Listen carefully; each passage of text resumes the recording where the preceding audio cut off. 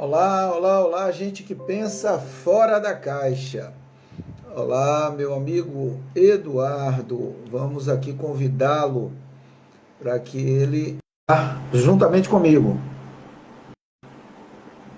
Olá, Roque Costa.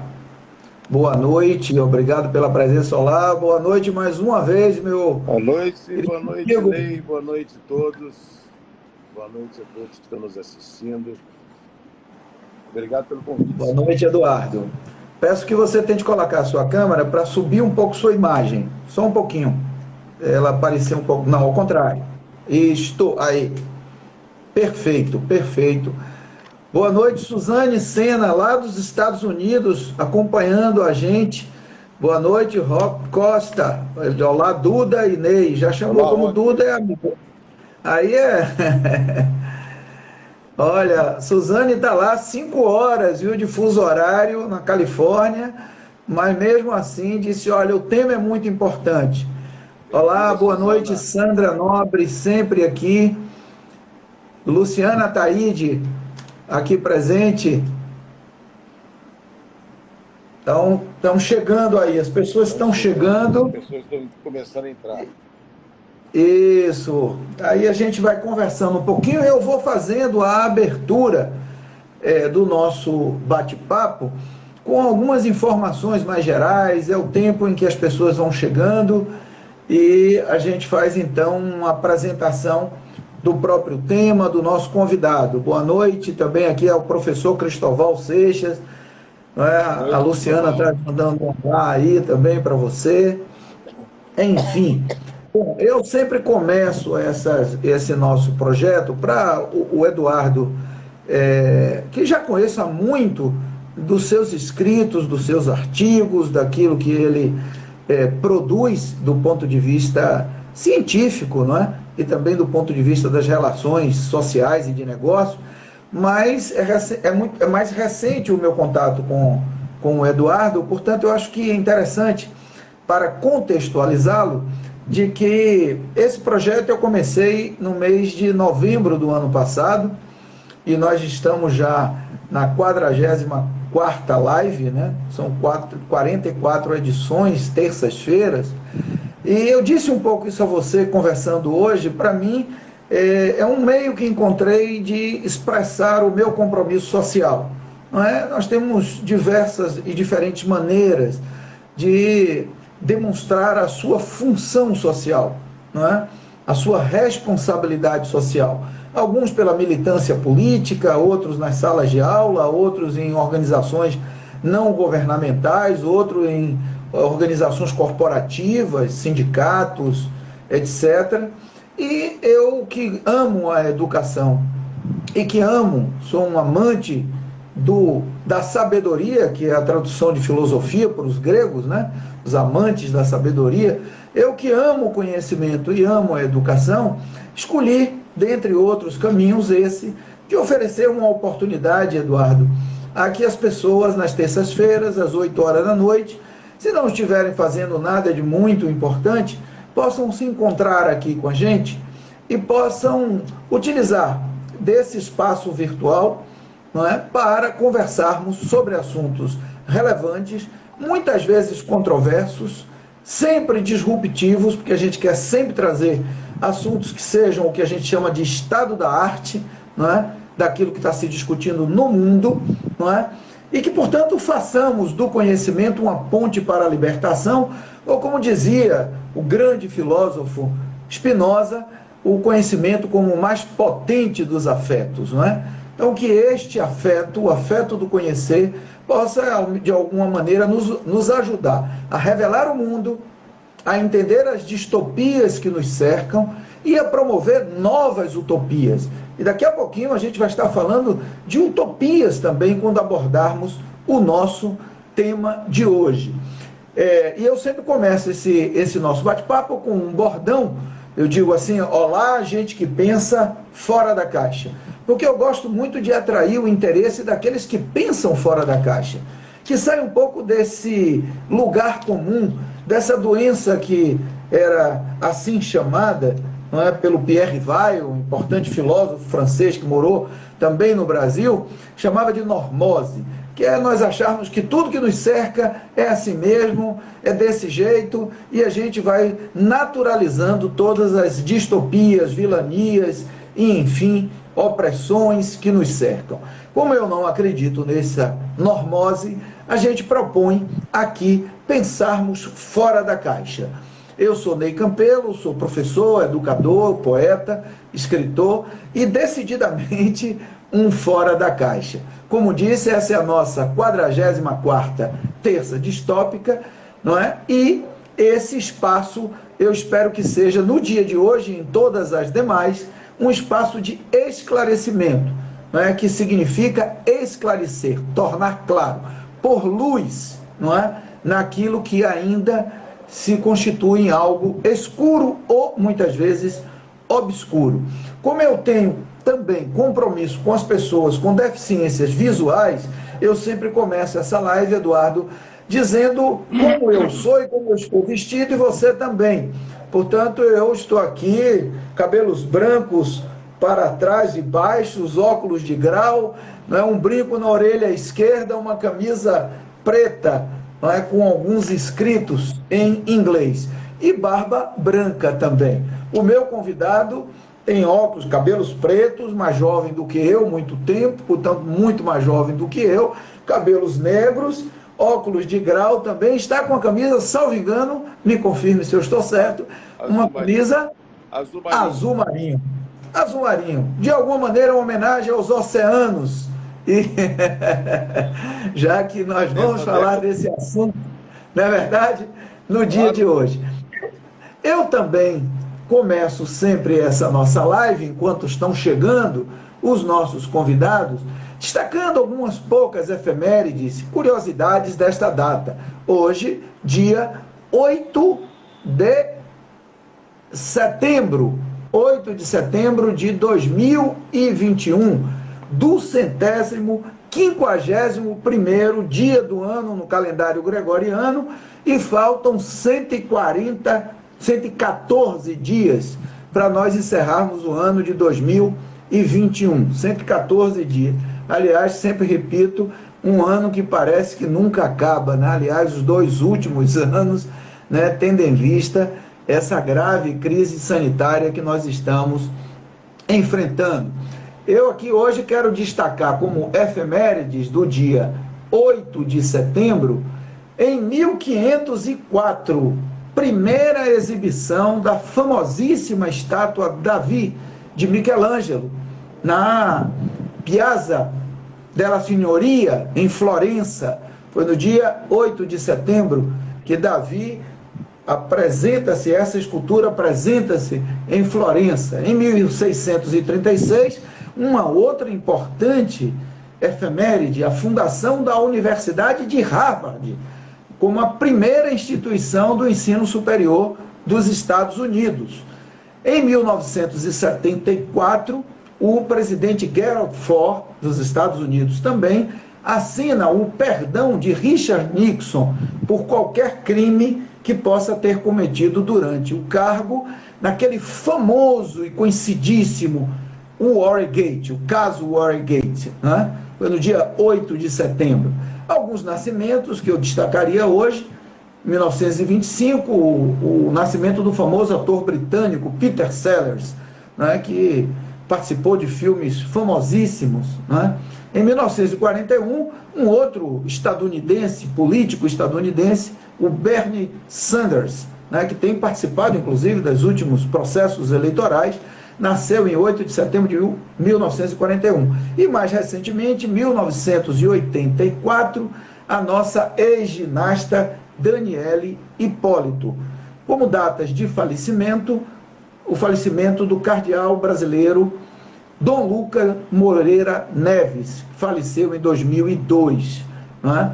Celebrações importantes do dia 8 de setembro. Atenção, meus amigos e amigas que acompanham esse bate-papo de hoje, hoje é o Dia Mundial da Alfabetização, uma data também criada pela ONU e pela Unesco em 1967. Esse que ainda é um drama de muitas nações chamadas de subdesenvolvidas e é um drama brasileiro. Nós, infelizmente, ainda detemos vamos dizer assim, essa chaga, que é a chaga de alguns milhões de brasileiros analfabetos absolutos. Mas, para também a minha surpresa nas minhas pesquisas, e tenho certeza algo que tem a ver com os trabalhos do meu amigo Eduardo, é o Dia Internacional para a Preservação da Camada de Ozônio. Esse é o dia 8 de setembro, então estamos numa data especial do ponto de vista do tema do meio ambiente e da sustentabilidade, não é? Tivemos ontem o 7 de setembro como chamada data da independência do Brasil, ainda que eu prefira afirmar que esta independência ela acontece em 2 de julho de 1823, na Bahia. Acho que efetivamente aqui começou a independência do Brasil e a expulsão dos portugueses, mas de qualquer maneira essa é uma data nacional e ontem marcada por eventos de ruas e por muita polêmica e controvérsia, não é? Dia 11 de setembro também, já que nós vamos fazer a nossa próxima live na próxima terça-feira, o dia 11 de setembro é o dia daquele famoso ataque terrorista ao World Trade Center, né?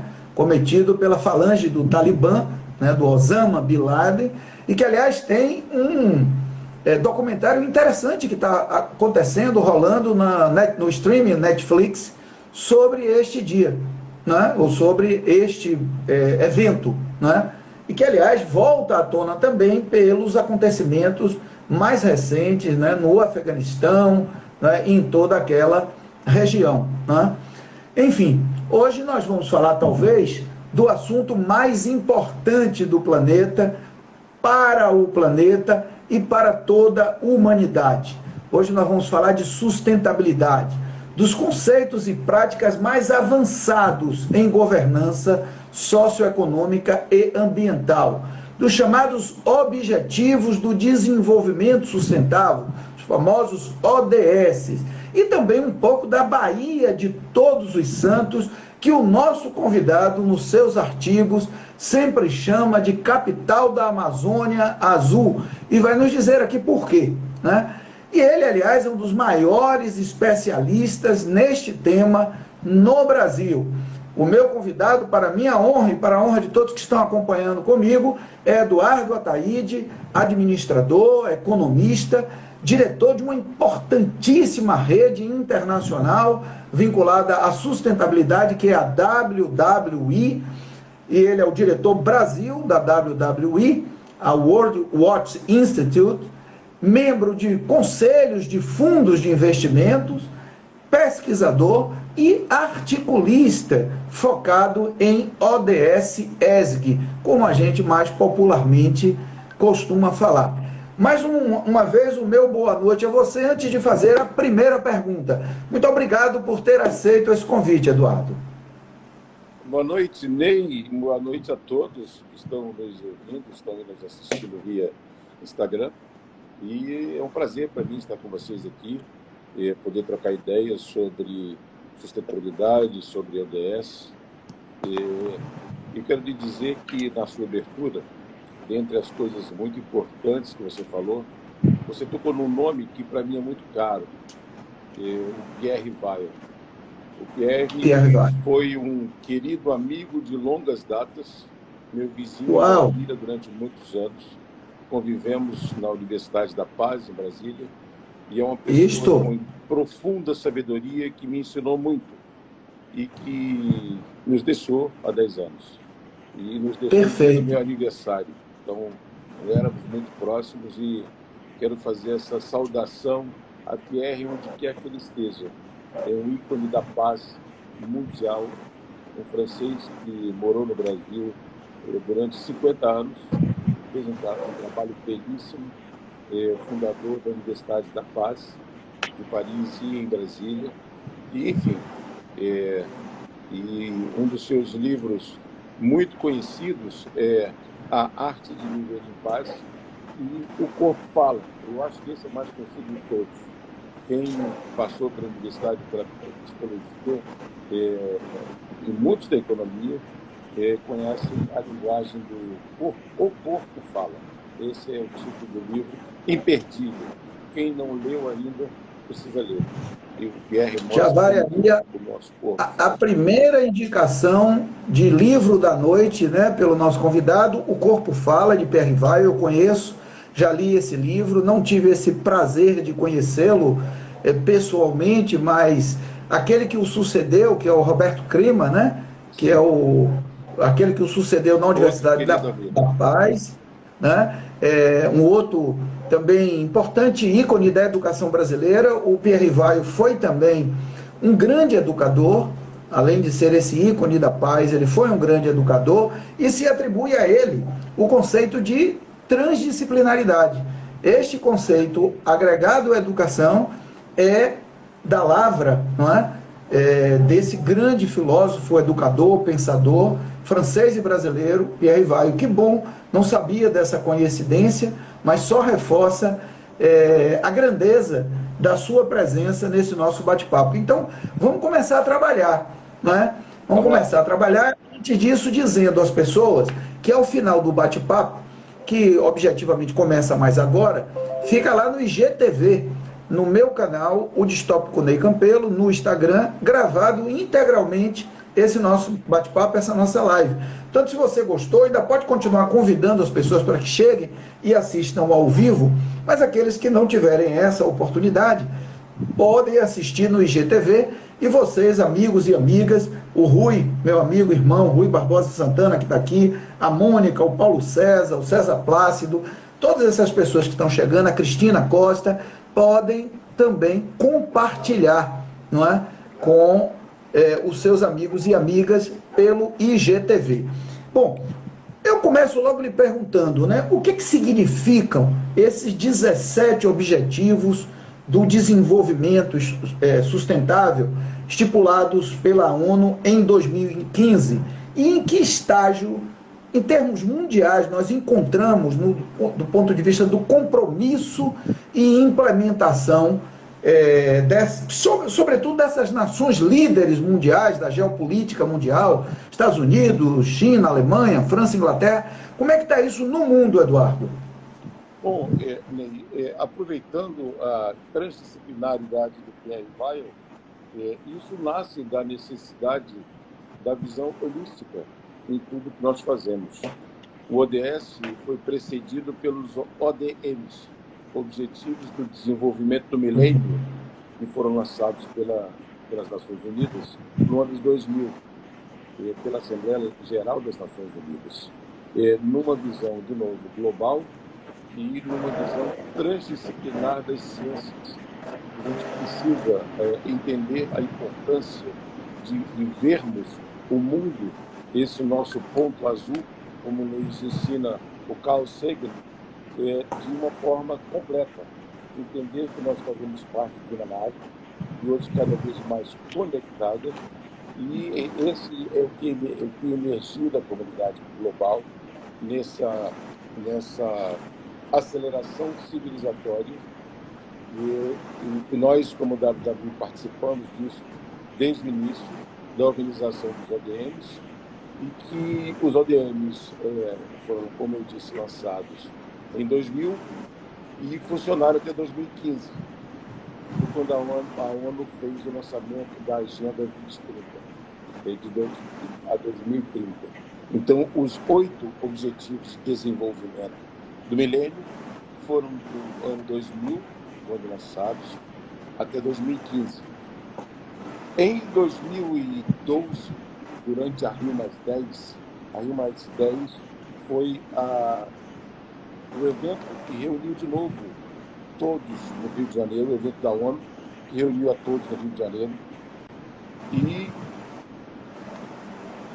ele foi chamado de Rio+20 porque o primeiro evento foi a Eco 92, que aconteceu em 1990, e foi interessante. A Eco 92 foi a primeira vez na história da civilização que nós, seres humanos, enquanto civilização, nos encontramos para discutir a todos, discutir que caminhos nós queremos tomar. Nunca tinha acontecido isso antes. A Eco 92 foi um marco internacional. Isso é uma construção coletiva comunitária que vem surgindo desde a Eco 92. Na verdade, desde o relatório Brundtland, de 1960, 70, da Brundtland, que era a ministra da Suécia, quando foi feito o relatório Brundtland, e ensejou toda essa nova visão da importância de um desenvolvimento que atendesse a todos. Então, essa visão transdisciplinar, ela vem tomando as ações de planejamentos de governos no mundo inteiro, até combinar, em 2012, com a proposta da criação dos Objetivos de Desenvolvimento Sustentável, os ODS, propostas em 2012 durante a Rio+20, e que foram finalmente adotadas na Assembleia Geral da ONU em 2015 e foram apresentadas pela primeira vez em Paris, na Cúpula de Paris de 2015, quando nós todos estávamos lá pensando em que caminhos nós temos que seguir como humanidade. Lembrando, Ney, que para qualquer coisa ser global, é necessário ela ser antilocal. Não existe nada global. O que existe é um mosaico de realidades locais onde nós estamos. Você está no município de Salvador, eu não sei onde você está agora, mas o município... Lauro de Freitas. A visão municipalista é que precisa, orientar as nossas ações. A partir do município onde nós vivemos, onde nós existimos, onde nós produzimos, nascemos, namoramos, morremos, construímos nossas famílias. Essa visão municipalista é a visão que coordena o mundo e é onde as pessoas estão na sua realidade e que precisa ser contemplada. Então, os ODS vêm ao encontro disso, os 17 Objetivos de Desenvolvimento Sustentável vêm ao encontro disso e que precisam permear como está acontecendo em todos os campos. Perfeito. Eu gostei muito dessa sua abordagem mais no final da sua fala, quer dizer, para que seja global é preciso ser local. E ainda pensando do ponto de vista numa escala planetária, você avalia que de 2015 para 2021, nós estamos falando em 6 anos, tem sido um compromisso local dessas nações que são signatárias, não é, desse compromisso com os ODS. Isso tem ocorrido, falo ainda a nível de mundo, depois eu quero te perguntar separadamente do Brasil, mas assim, as demais nações, no Concerto das Nações, têm assumido um compromisso local com esses objetivos? O que a gente tem notado e que se acelerou é que esses objetivos, eles funcionam como uma onda que vem aos poucos tomando conta de todos os espaços, todas as comunidades, municípios, estados, nações. O que a gente tem notado é que na pós-pandemia houve uma aceleração brusca, e a sensação é uma aceleração da história, e que o ESG, que o ESG, em inglês, o Environment, Social and Governance, acelerou de tal forma que isso abraçou todos os principais centros financeiros do mundo. E lembrando que o ESG foi lançado durante os ODMs ainda. O ESG foi uma orquestração na época dos ODMs. Por volta de 2003, 2004, nós estamos trabalhando uma forma de chamar a atenção de fundos de investimentos para o que se entende como investimentos responsáveis. O capital não pode focar nele próprio. Ele tem que envolver a sociedade, tem que gerar riquezas, ele tem que observar o ambiente onde ele opera, ele precisa entender a importância de apoiar o crescimento das sociedades onde ele opera e preservar o ambiente, a área ambiental onde ele está funcionando. E isso foi um apelo que foi se tornando cada vez mais focado, e isso acelerou muito. E o ESG, ele foi o primeiro lançado nessa visão como fundos, como investimentos responsáveis, 2003, 2004, quando nós estávamos montando o PRI, Princípios de Investimentos Responsáveis, que lançado em 2005. Então, um conjunto de princípios que os fundos de investimentos, ao adotarem, eles fazem acordos de cavalheiros e não tem fiscalização. É interessante observar isso. O PRI não tem fiscalização. Mas quando você acorda entre os pares de seguir aqueles fundos, aquele que sai, ele fica praticamente exilado no mercado. Então, é um movimento orgânico, onde os pares de investimentos, seus investimentos, assumem essa responsabilidade, e o PRI vem disso. E com essa aceleração dos últimos 10 anos, e principalmente nos últimos 5 anos, e a onda de investimentos responsáveis funcionou de tal forma que o ESG foi precipitado, está no guardado, que aos poucos funcionando, mas de repente ele disparou, e principalmente pós-pandemia, todos os capitais do mundo, posso dizer hoje, estão com tendência ESG, que em português, aliás, ele é traduzido de forma errada. O environment, em inglês, ele envolve o ambiente, não é meio ambiente. O ambiente que nós estamos é a nossa casa, nossa empresa também, além da natureza que nós chamamos lá fora. E essa dialética de dizer que nós vamos passear na natureza é uma coisa completamente errada e furada, porque nós, seres humanos, somos natureza. Então, você não pode ir à natureza e ir à natureza. Então, esses conceitos têm que ser reformados. E os capitais estão vendo isso. Tá? Hoje em dia, nós estamos acompanhando aí em todos os lugares do mundo, via rede WWI, que é uma rede global, e é claro que a gente observa como o reposicionamento disso, inclusive em bolsa de valores. As bolsas de valores estão pontuando, e isso sobe para agências de risco. As principais agências de risco do mundo pontuam o alto risco para empresas de capitais que não adotam a visão ESG. E aí está todo mundo correndo para entrar. A coisa interessante, e é muito importante pontuar, é que o ESG não tem comando, não tem um manual. Você não pode dar o que é, qual é o manual ESG, quem me controla, quem me certifica, não existe isso. Isso é orgânico, vem de dentro, vem da ânsia do ser humano de sustentar-se. Sustentabilidade é a busca da simplicidade, a busca dinâmica da simplicidade, da natureza da natureza. É isso que nos orienta a todos, nos empurra a todos. E isso é usado em diversas dimensões, inclusive na dimensão dos negócios. Tá? Então, é isso que a gente está vendo, uma imensa tsunami internacional em busca do entendimento do que é ESG. Ninguém sabe o que é ESG. Então, procurando, você está ouvindo ESG nas escolas. Eu estou acompanhando meus netos de 8, 9, 10 anos, os professores já começando a introduzir uma visão da sustentabilidade. E isso você não via antes. Quando eu criei os meus primeiros filhos, eles não viam, eles não sabiam que o papai era, na época, chamado ambientalista. Hoje, meus netos me procuram para ir para a escola, eles sabem que o vovô é ligado na sustentabilidade. Então, eu sou convidado por escolas, às vezes, para palestras, etc. Então, é muito bom ver esse movimento no mundo. Os meus pares, grandes amigos empresários que antes viam esse processo como ambientalista, os ambientalistas estão chegando, acabou, esqueceu, não existe mais ambientalista.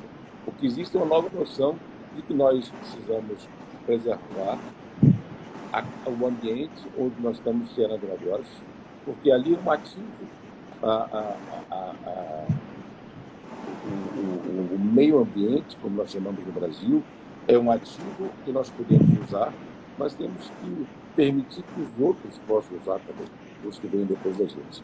Então, o ODS é muito sobre isso. Ele é transdisciplinar, como você viu, ele envolve os 17 ODS, e o que nós estamos fazendo aqui é muito foco no ODS 17, que é a formação de redes. por isso que eu me disponibilizo para conversar com todos, porque formar redes é você formar vínculos. A corrente, é o velho ditado, a corrente é tão forte quanto o seu elo mais fraco. Então nós temos que trazer elos fortes para essa corrente da sustentabilidade e mostrar como podem ser feitos esses laços, essas articulações, para a gente tocar o Perfeito. Perfeito, perfeito. Quer dizer, nós podemos chamar de um novo paradigma nas relações sociais, econômicas, ambientais, nas relações humanas. Aquilo que nós podemos traduzir, o que você chamou de holístico, né, de um grande nós, né, dessa grande conexão. O que Manuel Castells traduziu na sua trilogia, início dos anos 2000, a sociedade em rede, não é? Quer dizer, uma sociedade em rede em que todos estamos conectados e tudo aquilo que fazemos tem, de alguma maneira, repercussão na vida, no ambiente de todos os outros, não é? E, portanto, a busca de um modelo mais humanizado e, ao mesmo tempo, mais próspero também, porque uma coisa não é paradoxal em relação à outra, é uma prosperidade e, ao mesmo tempo, humanização, né? A capacidade de reduzirmos essas abissais diferenças que nós vivemos ainda no mundo, não é? Entre países, entre nações, entre blocos, não é? E mesmo no âmbito de um mesmo país, não é? De uma mesma nação, você também tem grandes disparidades regionais, aquilo que a gente chama das assimetrias regionais. Bom, essa discussão que nós estamos aqui hoje tratando com Eduardo Ataíde, que é um especialista nesses objetivos do desenvolvimento, acompanhando ele desde os ODMs, né, até aqui, né, e também nessa nova governança, né, para a empresa, para a sociedade, para as nações, para o global e para o local. Nós estamos tendo aí muita gente se manifestando, vai se manifestando e ficando satisfeita em participar desse encontro. Então, aqui o meu abraço para Leonardo, para o historiador Paulo Serra, para o Tavares, para o Luciano Valdeilson, a Cristiane, o Reginaldo Bonfim, o Samuel, o Marcelo Assunção, o Cauê, o professor Marival Chaves, que está mandando boa noite, professor. A minha amiga Isidalva também, boa noite, Isidalva, que está sempre aqui com a gente. A Luísa Ataíde, que está aqui com a gente. A Alana Ramos. Para toda essa gente, o meu especial carinho, um abraço e também, naturalmente, de Eduardo. Bom, você fala, portanto, desse caráter entrelaçado, esta trama global que requer, que demanda, nos instiga a uma nova governança, não é? Você disse que isso não se traduz, na verdade, em nenhum compromisso que é monitorado, fiscalizado por uma entidade certificadora, por exemplo, né? Mas imagino que exista um sistema de indicadores. Eu queria que você me falasse um pouco disso. Há um sistema de indicadores para que uma nação ou uma empresa, não é? Ou um município, ele possa ter como baliza, como métrica, para dar os seus primeiros passos na direção dessa nova governança?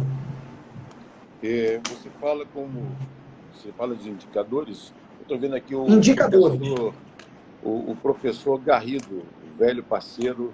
Estou vendo também a Fernanda Oliveira, a diretora da agência Code, uma agência nova que vem fazer um trabalho fantástico, focado em sustentabilidade também. Mas, voltando ao que você me pergunta, o Pierre Weil nos ensinava que existe um sentido da vida e que nós todos temos esse sentido. O espírito do ODS, ele nasce e ele permanece no sentido que nós damos a orientação da nossa existência. Quando você vai penetrar na filosofia dos institutos internacionais do WWI, que está dentro deles, que construíram os ODMs, os ODS, a busca do sentido da vida, como que nós podemos operar isso? Isso é que nos monta, isso é que nos organiza. Os ODS, eles têm orientação e eles têm cartilha, vamos dizer assim, das Nações Unidas. O ESG, como ele disse, não tem. Tá? Então, o ESG, ele segue parâmetros econométricos e para você fazer qualquer projeto de sustentabilidade, você precisa focar o que nós chamamos de econometria da sustentabilidade. Você me perguntou se tinha alguma métrica para fazer. Claro que tem. Para você aplicar ODS, você necessariamente precisa ter, primeiro, um prazo. A empresa Ney Campelo quer fazer o seu projeto de sustentabilidade em 2022. Então, ele tem que cortar, ele tem que ter uma cronometria. O cronômetro de 2022, o tempo de 2022. Depois, Ney precisa estabelecer quais são as tarefas que ele vai executar e, dentro dos 17 ODS, quais são os primeiros que vão ser eleitos para serem aplicados. Uma vez feito isso, você tem que garantir o orçamento para que isso seja aplicado. Porque o ODS, ele, além da filosofia do conceitual, ele precisa ir para o chão, ele precisa ser medido, ele precisa ser verificado, as entregas têm que ser verificadas e as entregas têm que ser divulgadas para você estimular terceiros, os terceiros a entenderem o que está sendo feito por aquela empresa. Eu estou vendo um chiado aqui, não sei se é do meu lado, é do seu. Você está com algum chiado aí, não? Não. Você está sentindo? Eu estava ouvindo um chiado aqui, mas eu acho que parou. Continua? Agora continua? Parou para mim. Tá. Então, os ODS têm essa base. E para você operar o ESG, a governança socioeconômica e ambiental, a base é o ESG, é o ODS. Quem não estiver operando o ESG vai patinar no ESG, porque ele não tem, como eu disse, não tem cartilha, não tem manual. Então, para você poder construir a sua operação ESG, você vai ter que descer no ESG, descer nos ODS e começar a aplicar e medir o que você está conseguindo fazer em cada um dos 17 objetivos do desenvolvimento sustentável. As empresas estão correndo à frente, tá?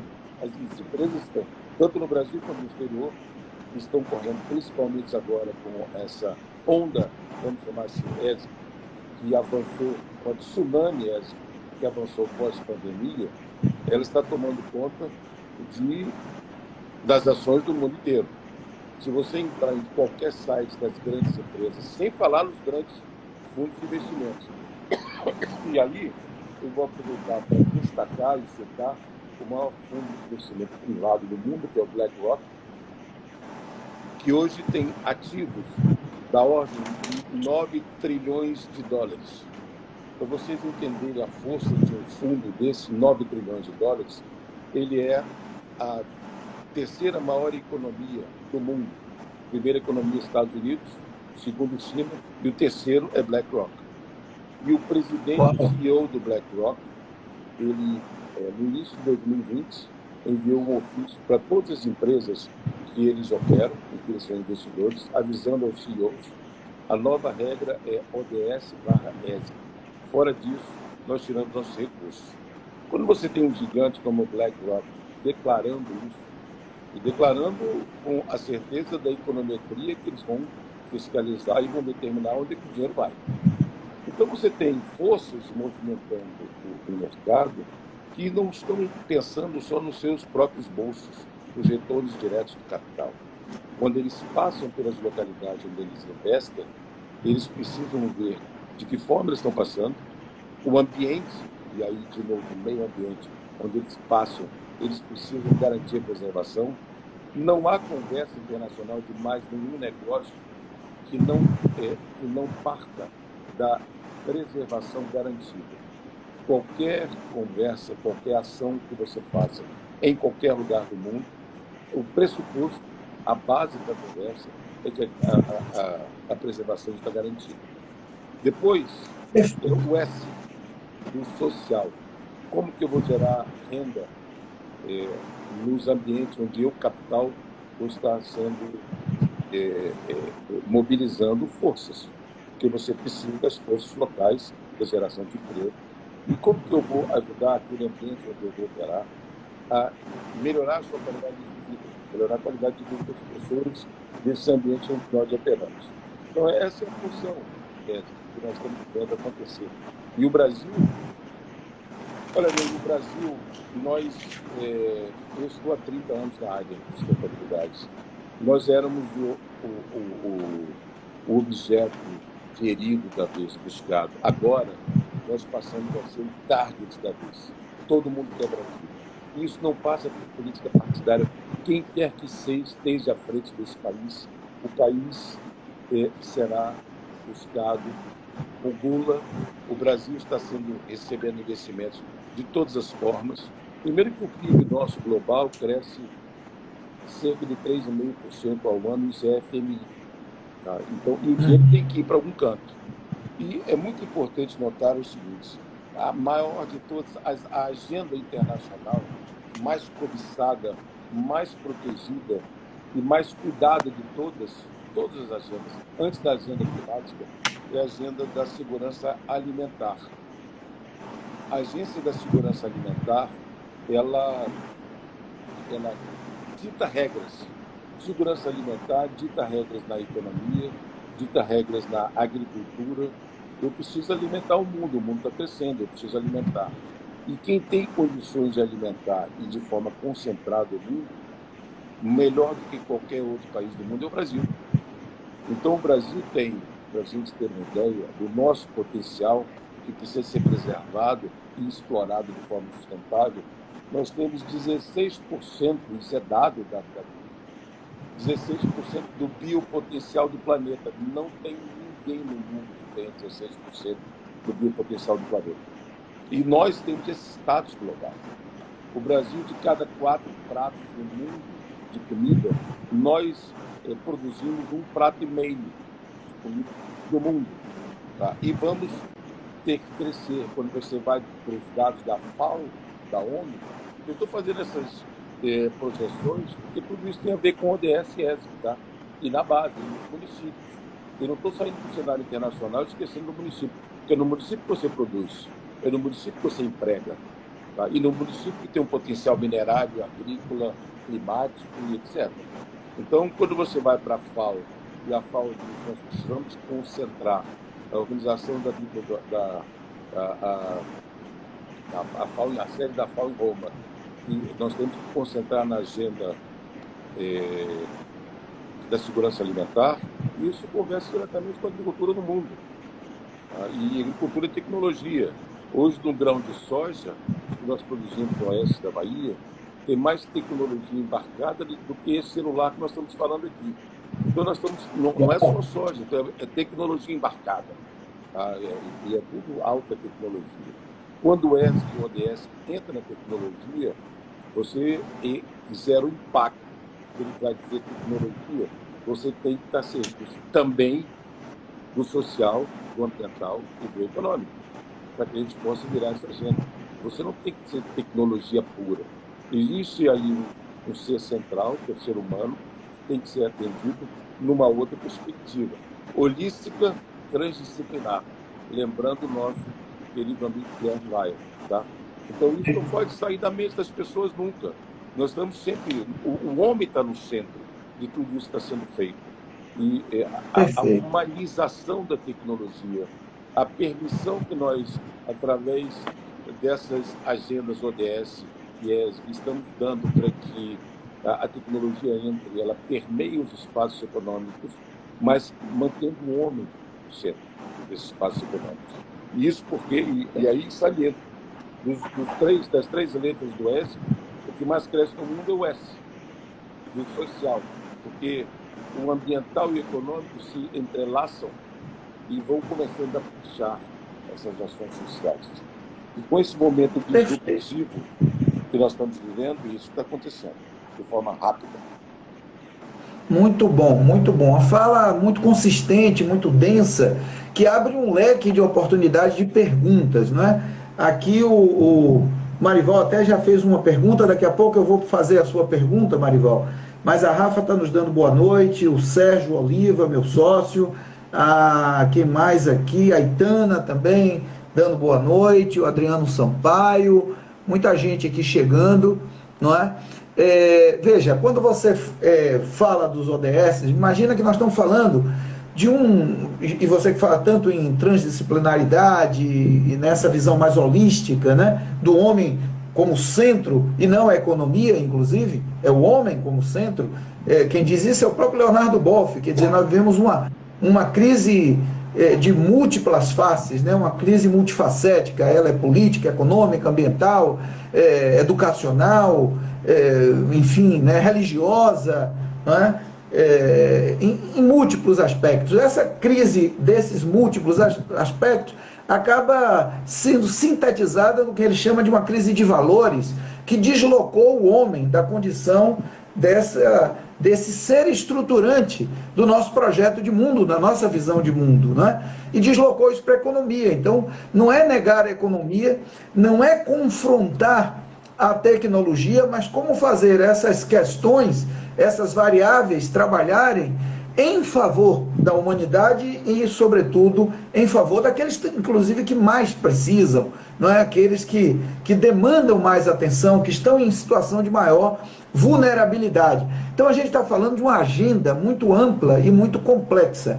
Eu estava anotando aqui, ó, erradicação da pobreza, segurança alimentar, agricultura, saúde, educação, igualdade de gênero, redução das desigualdades em geral, a questão energética. Ainda ontem eu assisti uma propaganda da Olímpicos dizendo que hoje 100% da produção dos sapatos, né, dos tênis da Olímpicos é feita hoje já com energia eólica, baseado numa matriz energética limpa, né? Então, assim, a gente está falando também de energia, de mudanças climáticas, de cidades sustentáveis, não é?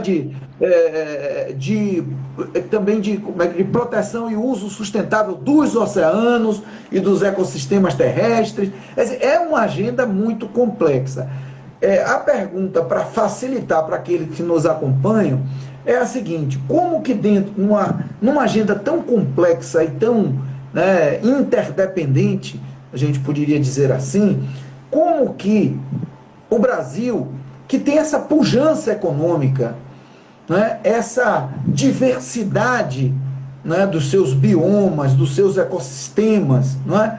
Quer dizer, o Brasil que tem tanta força e tanto poder, infelizmente hoje, sob forte polarização política, que retira de alguma maneira, desloca de alguma maneira não, desloca muito a agenda nacional de temas relevantes como esse que você traz hoje aqui para o nosso conhecimento e para a nossa reflexão. Mas como é que nós podemos no Brasil começar a mover de maneira um pouco mais acelerada, porque essa agenda das ODS é uma agenda que tem vamos dizer assim, um ponto final também de balanço, né? Não sei como é que nós poderíamos chamar, um deadline, não é? Que é o 2030.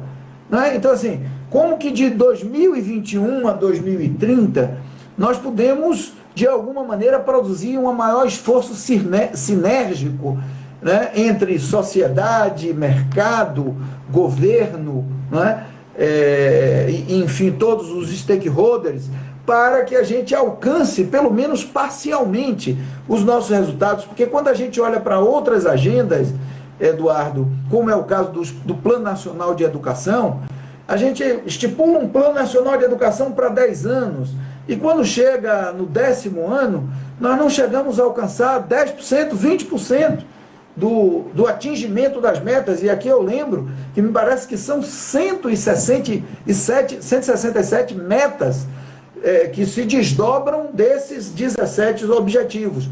Então são muitas metas em muitas áreas, não é? Nas mais diferentes áreas. Então, assim, um pouco o que é que você tem a dizer para o mercado, para a sociedade, para os governos, de como no Brasil a gente acelera um pouco essa agenda. A gente dá maior atenção a essa agenda, além, natural, desse esforço que você já realiza pelo WWI, de montar essas redes, essas conexões, não é? Mas, assim, como é que nós, cidadãos comuns, que estamos à frente de uma organização, presidimos uma empresa, ou estamos na condição de prefeito ou prefeita de uma cidade, não é? E depois eu queria que você me falasse, inclusive, particularmente para as prefeituras, já que tudo acontece nelas, como é que as prefeituras, e aí me permita aí um exemplo que é um pouco puxando a brasa para a minha sardinha, não é? Como eu decidi morar na Chapada, e você falou de minério, como é que na Chapada Diamantina, né, que é a capital desse minério, como é que esses municípios, eles ingressam também nessa importante agenda, né? Queria ouvir um pouco de você sobre essas questões. Então, eu estou vendo que entraram 3 pessoas aí agora, o Elísio, a Thaís, o Gustavo França e Adriano Sampaio. Elísio é um dos diretores da Oi hoje, move a Oi aí, inclusive focado em sustentabilidade. O Gustavo, ele é diretor global de inovação e sustentabilidade da Gerdau. Opa! E por isso sugiro você convidar o Gustavo para uma próxima live. Prazer Gustavo, enorme de falar com você, Gustavo. Já está convidado, hein? Vou pedir o contato e a Eduardo. Adriano faz da empresa de pesquisa dele, ele tem feito várias pesquisas aí colocadas. Pode fazer pesquisas sobre quem está aplicando ODS, como está sendo feito. É interessante notar que as grandes empresas já adotaram o ESG como forma de remunerar os seus executivos. Gustavo, hoje, que está aí nos ouvindo, ele só será remunerado, a sua remuneração variável, que todos recebem remunerações variáveis, os executivos das empresas, a partir da sua performance ESG. Então, você está vendo isso, a Gerdau, a Suzano, da mesma forma, está fazendo isso, as grandes empresas do Brasil. E quando você fala de empresas do Brasil, você tem que começar a falar do país. Uma coisa que nós fizemos um evento uma vez em Roma, e chamando a atenção da França, aliás, em Paris, chamando a atenção disso. Quando você vai vender um produto dos outros países, como a França, como a Itália, ele diz, eu estou vendendo um perfume francês. Ele não diz de quem é o perfume, se é Chanel ou se é de Saint Laurent, primeiro é francês. Depois tem um empresário dentro da França que apresenta o seu perfume. Na gravata, a gravata italiana, se alguém lhe der a gravata italiana, você sabe que é a gravata melhor do mundo, talvez. Perfeito. Depois ela é italiana. Depois ela é de alguém lá do Pierre, não sei das quantas, lá na Itália. O Brasil precisa começar a fazer isso. Nós temos que ter uma marca Brasil. Nós não sabemos quanto vale a Amazônia. E aí eu vou mostrar como é que isso ia dar um desarranjo internacional. O Amazon, o Jeff Bezos, que é o dono da Amazon, ele é do WWE.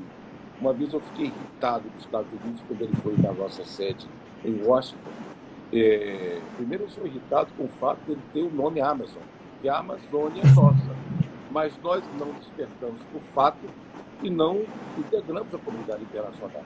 Ele contou na palestra dele que ele sempre foi muito inquieto, que ele foi megalomaníaco, ele queria fazer uma empresa que pudesse fazer tudo no mundo e que ele não sabia que nome dar. E de repente ele acorda uma noite qualquer lá, num pesadelo, e vem o nome Amazon, onde tem tudo. E aí ele registrou Amazon.com. Só a marca Amazon hoje vale mais de 100 bilhões de dólares. A marca. Nós não sabemos quanto vale a marca, mas nunca fizemos o branding, a valoração daquilo que nós queremos preservar. Isso serve para a Mata Atlântica, isso serve para o Cerrado. Nós estamos entrando em brigas e conversas velhas que nós temos que abrir a cabeça para começar a conversar a nível internacional. O Brasil precisa se vender, entre aspas, de outra forma. Ele precisa se apresentar. Outro dia, uma palestra aqui na Bahia, de um gestor de turismo, o Marcelo Frois, que faz um programa a bordo na Rádio Metrópole. Ele deu um show na palestra dele, falando de turismo, falando de Bahia de Todos os Santos, capital da Amazônia Azul. Quando ele acabou a palestra, eram todos dados tão anúncios da palestra dele. Eu disse, olha, o problema é que nós fazemos palestra vendendo a Bahia para baianos. Se você faz uma palestra dessa na sede da União Europeia em Bruxelas, na sua frente, no seu auditório, tem investidores do mundo inteiro. Só que eles não sabem que nós existimos. Você fala em Bahia de Todos os Santos, você fala em Salvador para o mundo, ninguém sabe o que é isso. Nem vai saber nunca.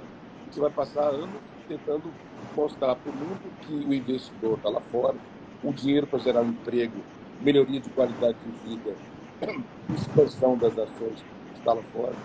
Você não vai conseguir. Por isso foi criada o conceito de capital da Amazônia Azul. A Bahia de Todos os Santos, junto com Salvador, cidade de Salvador, a Associação Comercial da Bahia, junto com a Federação das Indústrias, a Federação do Comércio, a Federação da Agricultura, enfim, o conjunto se reuniu em 2014 e foi feito um evento de Fórum Internacional de Gestão de Bahias, com convidados estrangeiros da Bahia de São Francisco, da Chesapeake Bay, do leste americano, e lá foi feita a Carta da Bahia, e declarada a Bahia de Todos os Santos e a sua cidade de Salvador como capitais da Amazônia Azul. Isso é uma forma de você abrir a comunicação para o mundo. Se você, a nível internacional, falar de Salvador, no imaginário internacional, é El Salvador. A capital de El Salvador é Salvador, San Salvador. Nós já tivemos uma... Ouvi muito isso quando fui secretário da Copa. Pois é, viajava no mundo e diziam isso, é El Salvador? É El Salvador. Nós convidamos um parceiro internacional de Paris para vir para Salvador. Ele comprou a passagem para ser reembolsado aqui. A sorte que eu falei com ele antes, porque a secretária comprou a passagem para El Salvador. E você não vai mudar isso para o mundo. Não vai mudar isso para o mundo. Mas se você fala que é capital da Amazônia Azul, se eu falar em Ney, ninguém sabe quem é Ney, mas Ney Campelo, todo mundo sabe que é o Ney, o distópico Ney Campelo. Então, Salvador é a mesma coisa. Se você fala capital da Amazônia Azul, nós estamos trabalhando agora com o Google para colocar, você entrar no Google Earth e a capital da Amazônia Azul apareceu. Salvador e Bahia de Todos os Santos. Salvador é a primeira capital, é a berço da civilização brasileira. A Bahia de Todos os Santos é a maior baía tropical, a maior baía brasileira, a maior baía tropical do mundo, e ela fica no centro da Amazônia Azul.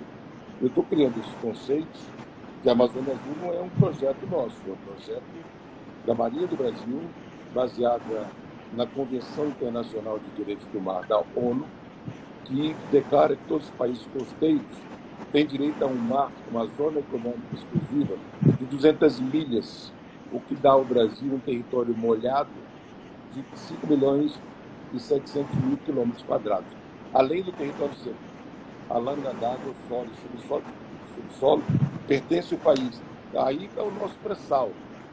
Eu estou abrindo essas conversas, porque tudo isso conversa com o ODS.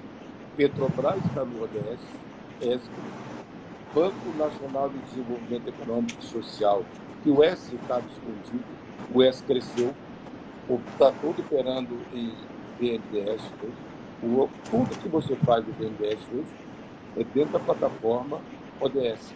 A plataforma ODS também é uma plataforma de planejamento. Quem fizer planejamento, seja Estado, município ou empresa privada, fora do ODS, vai se perder como você acabou de dizer aí. Nós estamos planejando e vamos ter que voltar para trás. Retrabalho e investimentos novos investimentos que vão ter que ser feitos. Então, perfeito. Perfeito. Um barulho, não sei se vocês estão ouvindo. Deu uma escapulida aí. Vocês estão ouvindo? Eu estou lhe ouvindo bem. Eu estou lhe ouvindo bem. Um ou outro internauta falou que estava um pouco baixo o seu áudio. Deixa eu ver aqui se eu faço uma coisa aqui também para melhorar. Espera aí, só um minutinho. Deixa eu ver se eu coloco aqui no ouvido e melhora. Vou fazer uma eu lhe ouço bem. Aqui, vamos ver. Eu lhe ouço bem. Você está me ouvindo bem? Estou te ouvindo bem, botei no ouvido agora. Eu não sei se melhorou, inclusive, seu áudio. Então, melhorou, inclusive. Estou ouvindo bem, então vamos lá. Vamos aqui no fone de ouvido.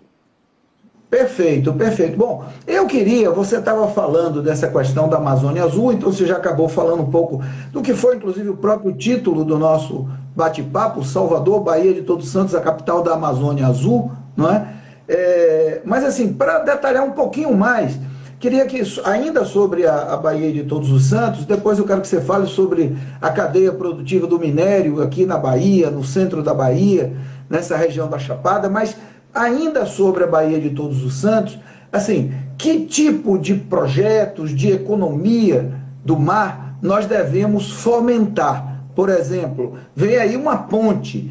Essa ponte ajuda nesse conceito, né, que você trata aqui? O que mais? Não é? Que tipo de indústria nós poderíamos estar fomentando, desenvolvendo, naval, pesqueira? O que é que você diz em relação a essa economia do mar? Olha, nós, como WWE, nós sempre olhamos os pontos do planeta, sejam eles antigamente chamados de cidades do interior, de uma forma global. Nós não podemos olhar a Bahia de Todos os Santos como uma coisa distante de uma realidade global. Tá?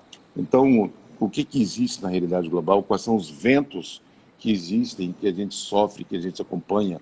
E o WWE, como instituto de pesquisa privado, ele é focado em fatos e dados. Eu só consigo fazer minhas análises e minhas observações de tendências globais a partir de fatos e dados. É assim que o WWE funciona há 50 anos. O WWE foi criado junto com o Fórum Econômico Mundial. Nós fazemos cenários para o Fórum Econômico Mundial há 50 anos. E para enxergar na frente, cerca de 5 anos, quais são as tendências, nós usamos farol de milha, até onde consegue ir à luz do farol de milha, mas o desafio é tentar chegar lá sem tirar o pé do chão. Nós não podemos nos desconectarmos da realidade. O que a realidade do dia a dia está nos dizendo? Você falou em ponte. O que essa ponte, de onde eu estou até esses próximos 5 anos que eu estou vendo, é possível chegar dessa forma lá? Então você vai construindo essas ações. Qual é o outro dado que nós temos? Nós vivemos num ambiente concentrado demograficamente.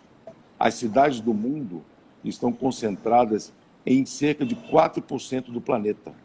4% do planeta. E as metrópoles estão crescendo absurdamente. No início do século passado, 150 milhões de pessoas viviam em cidades. No início do século XIX, tá? Perdão, do século XX. Século XX. As pessoas, 150 milhões de pessoas viviam em cidades. Hoje, só a cidade de Xangai, a metrópole, tem 150 milhões de pessoas. Então, nós vivemos em construtos humanos. Se você olhar Salvador, você está falando de ponte Salvador e Itaparica. Se você me perguntar se é a favor, eu não desejo que aconteça. Mas quais são os dados? O que os dados estão me informando? O que as coisas estão acontecendo? Salvador é uma cidade triângulo. É um triângulo de cabeça para baixo. Salvador tem 66 quilômetros de orla marítima. Orla atlântica de um lado e orla da Bahia de Todos os Santos do outro lado. E interessante que, se você olhar, em média, e você pode olhar facilmente, medir no Google, em média, Salvador tem 15 quilômetros de costa a costa, costa oceânica, a costa interna da Bahia de Todos os Santos. Então, a cidade toda voltada para o mar. Ela nasceu do mar, porque as caravelas portuguesas chegavam aqui movidas a energia eólica, a única que podiam mover navios além-mar naquela época, traziam conhecimentos e mercadorias, e assim foi nascendo Salvador. Assim foi nascendo o Brasil. Nós somos berço da civilização brasileira. Se você me pergunta, Salvador está insano. Você olha a tendência de crescimento aí do litoral norte, os condomínios que estão crescendo no litoral norte. Então, há um esforço, foi pelo governo, que foi feito nas últimas ações, de se estabelecer essa ponte Salvador-Itaparica, de um lado, e outro, há uma crítica colocada por arquitetos, Escola de Arquitetura da Universidade Federal, que é interessantíssima, que é uma proposta de você, em vez da ponte, você fazer uma estrada circular pela Bahia de Todos os Santos, você leva mercadorias. Na minha concepção, essa é muito mais bem-vinda, tá? Mas eu não sou eu que comando o desenvolvimento do Estado. Então, a partir do momento que ele vai se desenvolvendo, a gente vai observando. Se a ponte vier a acontecer, e eu ainda duvido que venha a acontecer, mas se ela vier a acontecer, ela necessariamente tem que ser uma ponte com 3 fontes de energia. Na Baía de Todos, olha só como você entra no ODS ESG de novo. Na Baía de Todos Santos, o que você tem? Você tem vento, energia eólica, você tem sol e você tem a energia maré motriz. Maré motriz, a Baía de Todos Santos enche e vaza 4 vezes por dia. Encheu, vazou, encheu, vazou. Enchimento de maré é energia. Então, existem no mundo inteiro as turbinas subaquáticas. Quem já foi a Nova York, no rio Mississippi, vai poder observar o rio Hudson e o East River. Todos têm turbinas subaquáticas. Você vê aquelas oficinas na beira dos rios de Nova York, de todo o Mississippi, gerando energia. Tá? E uma ponte, Salvador Itaparica, nós defendemos, e inclusive eu publiquei um texto, um artigo, num jornal sobre o assunto, a ponte com usina, uma ponte-usina. Você tem... Isso ajuda a financiar o projeto. Porque isso gera recursos para financiamento do projeto. Então, é isso que nós estamos vendo. Em todos os lugares do mundo, se vai se adaptando a essas novas formas de gerar energia que é o ODS 7, energia limpa e renovável, e concentrando esforços sempre na sustentabilidade. E se você vai buscar recursos hoje para construir uma ponte que seja usina, você vai encontrar fundos de investimentos que te encostam. Encostam rápido. É o cachorro da minha casa, dando as boas-vindas aos que chegaram. Então, bem-vindos. É a minha Minhoca e a minha Júlia. Fazem parte São do todos meu muito ambiente. bem-vindos. Claro, faz parte do meu show. Então, são minhas protetoras. Quando alguém chega, elas avisam que chegaram. Então, muito bem-vindas às cachorrinhas. Então, como eu estava lhe dizendo, voltando à Chapada Diamantina, olha... Sim. Todas as vezes que eu vou à Chapada, eu fico... te confesso, eu fico angustiado. Porque quem tem um ativo daquele, chama de ativo, porque é essa a forma que nós usamos para mostrar o que precisa. Ele é tão rico, é tão único, que precisa ser preservado. Tá? E como que você pode melhorar a qualidade de vida das pessoas que estão lá? E se você fizer uma análise ecodemográfica, qual o impacto humano que a cidade da Chapada Diamantina sofreu nos últimos 100 anos? Quantas pessoas tinham lençóis? Vamos para 50 anos atrás. Quantas pessoas tem hoje? Então, existe um fluxo que não pode ser desconsiderado. Estradas novas, e agora você tem a energia eólica. E Chapada é energia solar. E aquele ambiente mostrado ao mundo, eu estava conversando com um amigo da Califórnia, eles têm lá o que eles chamam de observadores de pássaros, birdwatchers. Só uma parte dos Estados Unidos, a parte oeste dos Estados Unidos, o PIB, a economia gerada pelos birdwatchers, os observadores de pássaros que vão dos locais, só para tirar foto, ver o pássaro, e aí eles veem uma flor nova ou um bichinho novo e levar para casa a informação. E hoje, via satélite, é um PIB deles, do Birdwatchers, igual ao PIB da Bahia, 60 bilhões de dólares que eles movem. Eles não sabem que Chapada Diamantina existe. Não sabem que a capital da Amazônia Azul, uma das maiores baías tropicais do mundo, existe. Então, esse mundo lá fora, o que nós estamos fazendo? E aí um esforço grande nisso. Nós estamos vendendo a Bahia para baianos. Tá? E falando em geração de emprego e renda, que não vai levar ninguém a lugar nenhum. Eu sou muito favorável ao turismo interno, turismo entre cidades da Bahia, isso é fantástico, isso precisa acontecer. Mas se você quiser trazer dinheiro de fora, você precisa apresentar os seus ativos, o que você tem de bom, com a visão ODS, Por isso a importância dos prefeitos adotarem a visão ODS, trazerem para os seus municípios.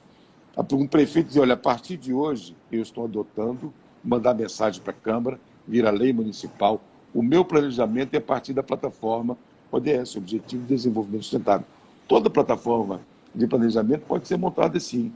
E se o prefeito, em vez de bater na porta de governador, seja ele em qualquer estado, ou Bahia, ou o que for, em vez de vir buscar dinheiro na capital... E muitas vezes voltar de mão vazia? E, na maioria das vezes, voltar de mãos vazias é se lembrar que ele pode, no mundo que nós vivemos, da economia digital, não existe mais interior de lugar nenhum, não existe mais interior da Bahia. Você está lá em Budapeste, você abre o seu Google e vê a cidade de Lençóis. Então, nós somos ponto do planeta. Então, se você sai da sua cidade, vamos citar esses Lençóis, por exemplo, que você citou Lençóis. Se a prefeita de Lençóis mostra, junto com os prefeitos da Chapada Diamantina, mostram o que eles têm, ou nos Estados Unidos, ou na Europa, ou nas sedes da economia europeia em Bruxelas, eles vêm com as forças de lá, que só podem operar em ODS e ESG. Então, eles não podem entrar aqui mais, jogar dinheiro, impulsionar essas ações do jeito que eles queriam fazer antigamente e arrancar o que tem interesse e ir embora. Porque isso aqui hoje... E tem dinheiro mesmo, Eduardo? E como tem dinheiro? Eu vou te contar um segredo, não conte para ninguém. O Brasil... Não falo para ninguém. Não fale para ninguém, é segredo. O Brasil é uma economia de 2 trilhões de dólares, conversando com o PIB global de 90 trilhões de dólares. E nós somos os únicos que temos 16% do biopotencial do planeta, ninguém tem. Mas nós não sabemos nos vender. Nós ficamos brigando aqui, A com B, B com C, C com D, politicamente entre A e B e C, e os conflitos políticos partidários não são só do Brasil, não. Nós vivemos no mundo, em cada canto, cada país do mundo que você vá, tem exatamente a mesma coisa acontecendo. Só muda os personagens. É a mesma imprensa, o mesmo problema. Se você for para o mundo, você vai ver isso. Na África, na Ásia, em todos os cantos. Mas a agenda de Estado, ela de alguma maneira é preservada, você concorda? Ou seja, a agenda... Em alguns sim, em outros não. Porque a gente vê, você, por exemplo, quando você muda o chefe, o presidente americano, você não muda todo mundo do Estado americano. Você muda pouquíssimas pessoas. Eles têm um Estado, eles têm os gestores de Estado. No Brasil, quando você muda um presidente ou um governador, um prefeito, muda todo mundo. E some computador, então você não tem nem memória. Então, isso tem que ser resgatado. E esse potencial nosso precisa ser apresentado lá fora. No caso de que você estava falando da Chapada de minério, você tinha me falado que existem, inclusive, aí já recursos, me parecem, alocados para um conjunto de 18 municípios, alguma coisa assim? A Bahia é uma outra coisa que é estarrecedor isso. A Bahia vai receber, entre 2021 a 2025, 13 bilhões de dólares. Ouça o número. 13 bilhões de dólares. 13 bilhões de dólares. 13 bilhões de dólares que vão estar de empresas mineradoras internacionais, capitais internacionais, e esses 13 bilhões de dólares vão estar concentrados, eles vêm para 18 municípios apenas. São empresas que têm interesses, 18 municípios. E esses 13 bilhões de dólares, eles só podem entrar no país porque eles têm governança ODS-ESG, na forma ODS-ESG. Eles vão descer para os municípios ODS-ESG. Se os prefeitos locais estiverem ligados nisso, eles vão poder fazer convênios de cooperação com as empresas privadas que estão nos seus municípios. Se os prefeitos não tiverem como plataforma de planejamento o ODS-ESG, as empresas que vêm com os seus dinheiros próprios, privados, e têm compliance internacional, ODS-ESG, não vão poder firmar convênios com as prefeituras. Então, você está vendo a importância da... O ODS-ESG parece uma coisa distante da gente, mas virou a economia do dia a dia da sua casa. Tá? De nós, Como se dava, por exemplo, pode-se dizer, se eu estiver errado, você me corrija, como existem as barreiras de processo, as barreiras de produto, quer dizer, ODS ESG agora virou também critério, requisito para investimento internacional.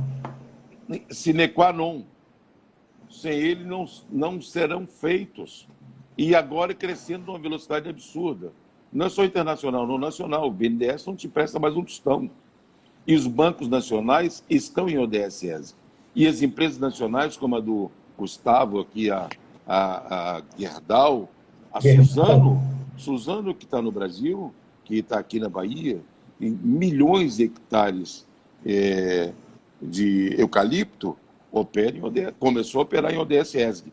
E como não tem manual, o ODS-ESG ele precisa usar a criatividade do gestor. Então, os gestores vão olhar os seus pares, descobrir quem está fazendo melhor e como. Você entendeu a corrida que está acontecendo e que é benéfica para a sociedade como um todo? E muito benéfica, porque o gestor conseguir investir mais no social, mais no ambiental, na preservação ambiental, ele poderá ter a sua economia fortalecida da sua empresa, e a sua imagem, e a sua reputação. E reputação no mundo digital, você toca num botão, você mata a reputação da empresa. Então, é esse novo mundo que nós estamos vivendo. Então, a Chapada Diamantina tem esse novo momento que pode ser trazido para um conjunto de prefeitos, eu não sei quantos formam aí o consórcio da capital. São cerca de 30 prefeituras. Os que, olha, vou te contar um segredo de novo. Os que entrarem primeiro, levarão primeiro os benefícios dos capitais que estão chegando. Tá? E eles podem... de novo para a gente, 13 bilhões, é isso? O Brasil vai receber 36 bilhões de dólares, o Brasil como um todo, e a Bahia, de todos os estados, é que vai receber a maior parte. 13 bilhões para a Bahia. 13 bilhões só para a Bahia. Pará recebe, Minas Gerais recebe, alguns outros vão receber poucos. A Bahia vai receber 13 bilhões. Eu escrevi isso. Só que nós temos 417 municípios e quem está se habilitando para isso são 18. Não, mas eles já têm suas minas. Aí depende de quem leva o dinheiro é o ativo mineral. Então você tem, por exemplo, magnesita, você tem a Caraíba, você tem... Eu vou te dar um exemplo. A mineração Caraíba, ela era estatal, pertenceu... Primeiro era privada, foi estatizada, foi do BNDES, depois ela faliu. Até 2016 ela estava falida. Vem um fundo júnior de meninos do Canadá, pesquisando oportunidades de investimento. Vi oportunidades da mineração de cobre, Caraíba. Compraram 100%. Levaram a dívida da Caraíba para o Canadá. Alongaram a dívida, ODS-ESG, tá? Operam em ODS-ESG. Levaram a dívida para o fundo canadense, alongaram a dívida, investiram. No ano passado, a Caraíba gerou lucro líquido, 157 milhões de dólares. Isso está publicado, porque isso tem bolsa. Tá? E os operadores estão aqui. Operadores da Bolsa de Toronto, que movimenta o Caraíba, que fica lá em cima de Juazeiro, em Jaguarari, a Caraíba opera em ODS-ESG. Não pode ficar fora, porque o fundo, se você tirar o ODS-ESG, que é compliance internacional do fundo, ele paralisa. A outra é magnesita, em Brumado. E você tem várias outras que estão aí. A Bamin agora. A Bamin que comprou a Fiol, a Bamin é um fundo que fica no Afeganistão. Afeganistão não. Mas, é um fundo eurasiano. Um fundo eurasiano e que opera em ODS-ESG. Então, para essas ações serem feitas na Fiol, a Ferrovia Oeste-Leste, que é a mais importante obra jamais feita na Bahia até hoje, porque ela corta a Bahia em 46 municípios, e nós acompanhamos isso desde 2019, que ela estava trancada no Tribunal de Contas, finalmente foi liberada para foi privatizada agora, na Bolsa de Valores, e a Bamin assinou o contrato de com o governo federal agora, semana passada, para investimentos aí importantíssimos. O detalhe da FIOL é o seguinte, não é a ferrovia em si. Quando a ferrovia corta o município, no meio do, antigamente chamado do nada, quando você não tinha economia digital, você passava essa ferrovia para o município, sei lá, você dá o nome que você quiser e que ninguém sabe onde fica. Quando você entra nesse município, você tem uma ferrovia passando, e nós insistimos que essa ferrovia, ela não pode ser só ferrovia. Na visão ESG, ela tem que ser ferro-infovia. Porque Sim. a infovia, quando você traz a digital, a fibra ótica, ela entra no município, ela conecta o município, que as áreas não valiam nada, ela conecta com a visão, a economia internacional. Então, você ativa a educação no município, você ativa a economia, aquele município está desligado, apagado, como você desliga a luz. A partir do momento que você liga a luz de uma infovia, que vem junto com a ferrovia, você ativa tudo. Então, a ferrovia é importante para a infovia, é importante para a ferrovia, que quando ela está carregando o trem, até pelo barulho do parafuso do vagão, ele pode controlar, através de inteligência artificial, os algoritmos da inteligência artificial, o que está acontecendo com aquele vagão. E o investidor do outro lado do mundo, no celular, como nós estamos aqui hoje, vendendo a sua soja, ou milho, ou algodão, ou o que for, pré-vendendo e entrando em derivativos. Isso é permitido, está acompanhado por todo mundo hoje. Então é isso, esse é o novo mundo que nós vivemos. Perfeito. Olha, informações muito esclarecedoras, muito instigantes, inclusive para aqueles que desejam o aprofundamento dessas informações. Eu vou pedir daqui a pouquinho, a gente já está no momento do encerramento. É uma live que ela assim, é um papo tão gostoso no sentido de desafiador, de rico, e também por sua densidade intelectual, por sua experiência, para além da sua própria competência, enfim, não é? Mas também a sua dedicação a esse tema. É uma live que a gente ficaria aqui 2, 3 horas conversando e teríamos muito mais assuntos, né, para trazer à tona. Mas eu vou querer que você, ao final, indique pelo menos alguns ou sites ou livros que possam ajudar as pessoas interessadas nesse tema a fazer isso. Eu, por exemplo, eu quero pegar esta conversa nossa, essa live, que vai ficar gravada, volto a repetir, no IGTV, lá no meu canal O Distópico Ney Campelo, e, por exemplo, mandar para esses prefeitos e prefeitas, começando por Lençóis, porque é onde eu tenho casa, prefeita Vanessa, né, e eu estou tentando com ela, inclusive, uma agenda, e vou precisar, inclusive, contar com você, porque eu acho que era bom que ela ouvisse de você algumas dessas informações, mas, independente disso, dividir com as prefeituras daquela região e pedir àqueles que têm e que estão aqui conosco contatos para que façam o mesmo. É preciso que as prefeituras entrem nessa vibe, fazendo uma analogia com a educação, Eduardo. Eu pude participar, a gente falou aqui hoje, por exemplo, de Pierre Rivaio, né?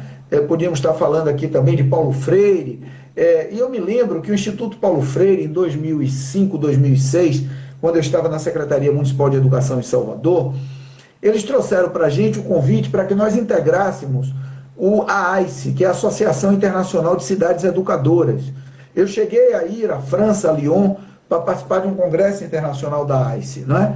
E o que propõe as cidades educadoras guarda semelhança com semelhança não, guarda integração, sinergia com esse conceito ODS-ESG, porque o que é que propõe as cidades educadoras? Pensar a educação para além das fronteiras de uma escola, de uma sala de aula, projetar a educação para os bairros se tornarem bairros educadores, não é? E fazer da educação, portanto, uma agenda estratégica daquela cidade, e a prefeita assumir a condição de secretária de educação. Antes do seu secretário ou da sua secretária, ela própria liderar o projeto de educação do município, né? E mandar uma lei para a Câmara de Vereadores, uma carta de compromisso que se transforma depois numa lei. Veja que guarda algumas semelhanças com esse processo, né, da formação de um planejamento para esse conceito ODS-ESG. De modo que a gente precisa fazer com que essas áreas, esses grandes temas nacionais, recuperem maior importância, maior relevância, não é? E maior aposta no sentido de energia que precisa ser dedicada antes que nós percamos na ferrovia, nós percamos a locomotiva. E aí depois ela passa e nós ficamos para trás. E essas coisas não tem para trás, não é? Ou seja, aquilo que passou, objetivamente, num mundo em que os algoritmos que nos cercam, eles produzem uma frenética mudança, nesse mundo de frenética mudança, o que passou, passou. Nós não vamos poder repetir, começar lá no feudalismo, porque nós ainda temos, inclusive, rudimentos, né, de um sistema feudal num Brasil como o nosso, mas nós não vamos poder passar do feudalismo para a industrialização, da industrialização para pós-indústria, para moderna. Não, esse salto precisa ser, essa é uma palavra muito utilizada, ainda que eu não goste, porque ela é usada de maneira, no meu entendimento, pouco, digamos assim, pouco científica, mas é como se nós precisássemos mesmo dar um salto quântico. É um salto quântico daquilo que somos para aquilo que nós precisamos ser, com o potencial que nós temos. Né? Então, acho que isso precisa ser ouvido. Aqui o Adriano, ele está dizendo aqui, ó, Ney, o futuro será marítimo. Portanto, o turismo náutico está em voga. A dessalinização do mar e a exploração das algas marinhas para uso alimentar, têxtil, químico, será o grande desafio da humanidade. O Adriano é outro que a gente precisa trazer para cá para um bate-papo. Sem dúvida. Né? Pelo que ele já sinaliza aí de competência Sem e de dúvida. Contribuição. Então, Adriano, eu quero também ao vivo, não é, aproveitando aí a oportunidade que está me dando, o Eduardo, de trazer para esse bate-papo pessoas como você, como o Gustavo, você venha conversar um pouco comigo sobre esse assunto aqui. A gente tem muito, porque não dá para um conceito dessa extensão, dessa complexidade, ser tratado em 1 hora e 15, 1 hora e meia. Não é? Então a gente tratou hoje de um pedaço desse grande desafio humano, né? Mas que já traz para a gente muita lucidez, muita informação, e no meu entendimento, uma live que precisa ser guardada para que a gente assista de novo, ouça de novo não é, aquilo que foi objeto da fala, né, de Eduardo Ataíde, para que a gente veja como é que a gente se conecta, né, nesse novo mundo, como diz o próprio Eduardo. Eduardo, eu queria que você finalizasse, e aí em seguida eu vou anunciar o novo tema e palestrante. Eu queria que você finalizasse deixando para a gente algumas sugestões de fontes de pesquisa, de acesso, não é? Seja sob forma de livros, seja sob forma de organizações ou endereços eletrônicos. O que é que você, nessa sua despedida desse belo papo, pode deixar para a gente? Então, a gente, na Bahia, nós tivemos o convite. Ficou ruim o áudio. Está ouvindo? Alô?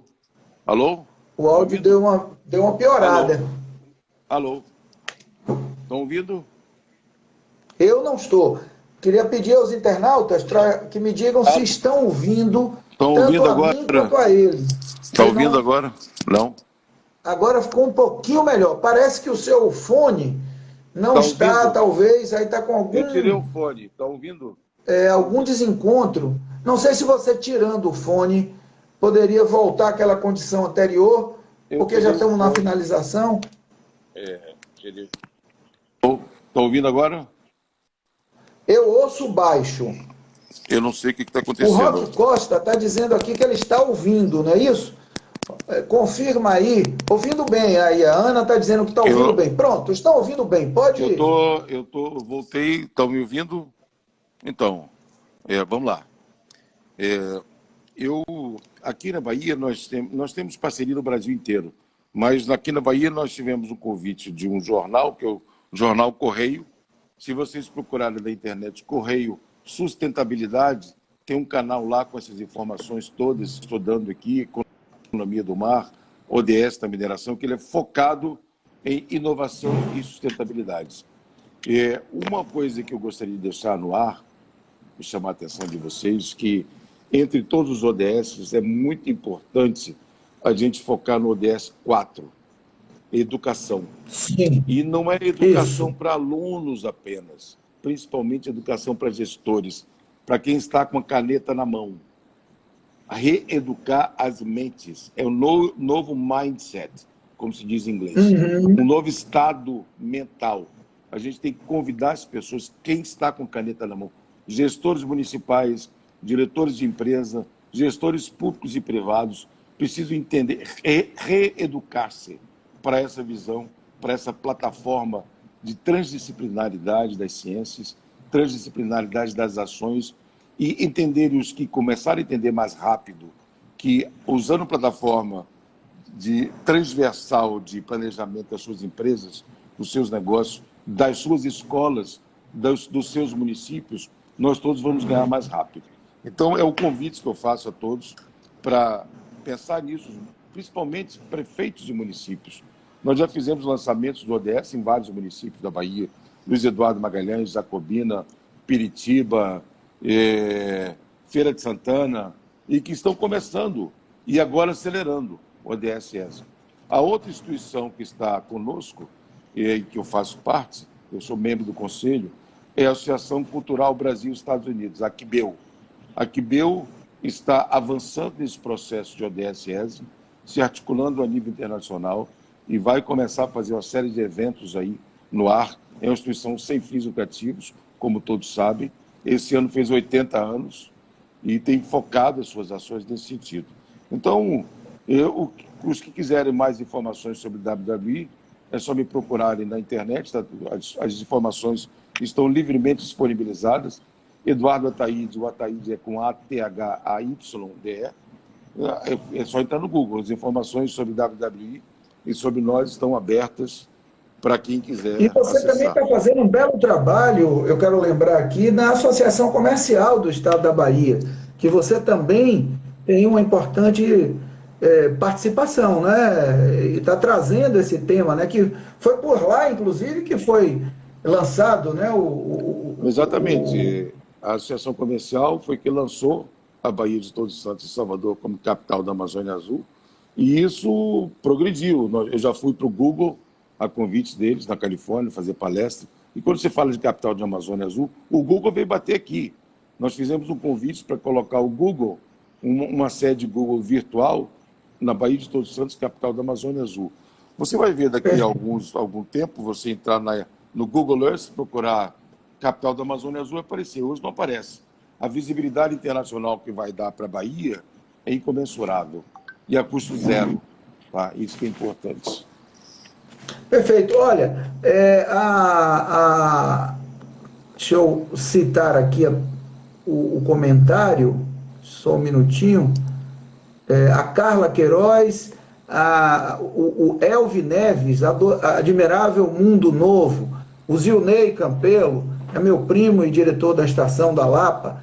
Educação não é acúmulo de grade curricular. Está certíssimo. A gente está falando aqui em educação numa perspectiva lato sensu. O Yuval Noah Harari, o israelense, né, da trilogia Sapiens, né, Homo Deus e as 21 lições para o século XXI, ele diz que a grande competência desse novo século é o do aprender a aprender. Porque se vivemos num mundo de aceleradas mudanças, a grande competência a ser constituída nos alunos, nos estudantes e em cada um de nós é essa capacidade de desconstruir para construir. Nós precisamos desconstruir conceitos, preconceitos, não é? Para poder abrirmos a esse que você chamou de mudança de mindset, para nos abrirmos a essas novidades e incorporá-las numa perspectiva do aprender.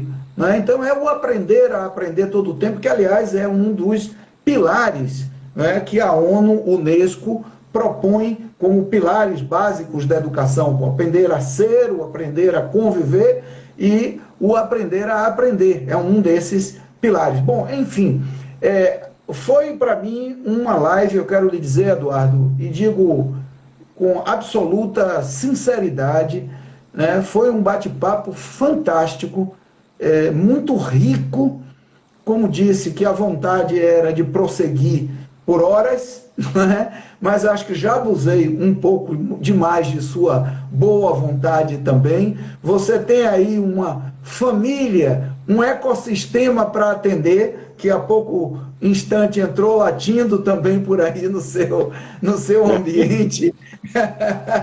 Então, você tem uma família, veja inclusive que uma família unida, porque alguns dos seus familiares estiveram, estão aqui presentes nesse bate-papo, que mostra que você é querido entre seus familiares, e quem quer cuidar do outro precisa saber cuidar de si mesmo, em primeiro lugar, porque a gente só dá o que transborda, não é? E precisa ser capaz de ter os nossos, aqueles mais próximos, mais ligados, né? Mais próximos. Isso é que é o que nós chamamos da verdadeira família. Mas há uma outra família, essa família que o Pierre Weil, ele de alguma maneira idealiza no seu trabalho, né? Que é a família onde todos somos um, né? Do Ubuntu, né? Essa família universal, planetária, Mãe África, que não é? Que a gente precisa, exatamente, que nós precisamos, vamos dizer assim, a ela nos dedicar, não é? E o dia de hoje, a noite de hoje, nos deu um pouco mais de esperança e de expectativa de que de que nós nos aproximemos mais, para que esse novo mundo, esse admirável mundo novo, seja mais sustentável, seja mais saudável, seja mais fraterno, seja mais solidário, portanto, mais sapiens e menos demens, não é? Portanto, mais inteligente e menos demente. Bom, na próximo dia 14, Eduardo, 14 de setembro, aí a próxima terça, não é a quarta, era especial demais, tinha que ser até num dia diferente, foi na quarta-feira, mas na próxima terça, dia 14 de setembro, nós vamos falar da questão de gênero, que é uma questão que está também nessa agenda complexa do ESG-ODS, né? Nosso tema, próxima terça-feira, dia 14, para quem está nos acompanhando, é Mulher, Poder e Política, as burcas do século XXI. Vou repetir, Mulher, Poder e Política, as burcas do século XXI. E a minha honrosa convidada é a professora doutora Clara Araújo, professora associada do Instituto de Ciências Sociais da Universidade Estadual do Rio de Janeiro, da UERJ, pesquisadora do CNPq, coordenadora acadêmica do Núcleo de Estudos sobre Desigualdades e Relações de Gênero, o NUDERG da UERJ, da Universidade Estadual do Rio de Janeiro. Esse é o tema, um belíssimo tema para a nossa próxima terça distópica. E eu sempre encerro, além desse agradecimento especial, e eu quero ouvir as suas palavras finais, o seu também, a sua palavra finalzinha para a gente fechar, mas eu sempre termino, encerro, ou com uma letra, ou com uma música, ou com um poema, porque nós precisamos um pouco também de leveza, de ludicidade, de alegria, para enfrentar tantas distopias e acreditar em novas utopias, não é? Então eu escolhi uma música hoje de Caetano Veloso, que a gente vai terminar com ela, mas antes de eu tocar aqui para a gente ouvir, eu queria então ouvir as suas palavras finais com os meus sinceros agradecimentos pela sua participação. Bem, eu gostaria de agradecer muito a você e a todos os nossos ouvintes que estão conosco. Eu estou no WWE há 26 anos e pelos meus colegas do mundo inteiro eu fui declarado o mais insustentável, porque eu tenho seis filhos e tenho 5 netos. Então a minha pegada ecológica é muito grande. Então eu tenho que trabalhar em dobro para poder aliviar essa minha pegada ecológica. Então, eu queria aproveitar, que você falou em música, eu gostaria de ativar um outro senso, uma outra sentido nosso, o paladar. Eu vi que aqui está nos ouvindo o Ricardo Gomes. Ele é diretor lá em Ilhéus, do Instituto Arapiaú. Você sabe que a região cacaueira da Bahia foi declarada pelo WWI como floresta de chocolates, onde produz o cacau em ambientes recordes em biodiversidade do mundo. E o Instituto Arapiaú tem feito um trabalho fantástico nesse sentido. Então, é mais uma sugestão, além das outras que já te dei, de convidar o Ricardo Gomes. Eu vou te mandar o contato dele depois, eu vi que ele está no ar aí, para que ele possa Ricardo, muito colocar obrigado. água na boca de nós todos com o chocolate da Mata Atlântica. Uau, uau, tá convidadíssimo, convidadíssimo.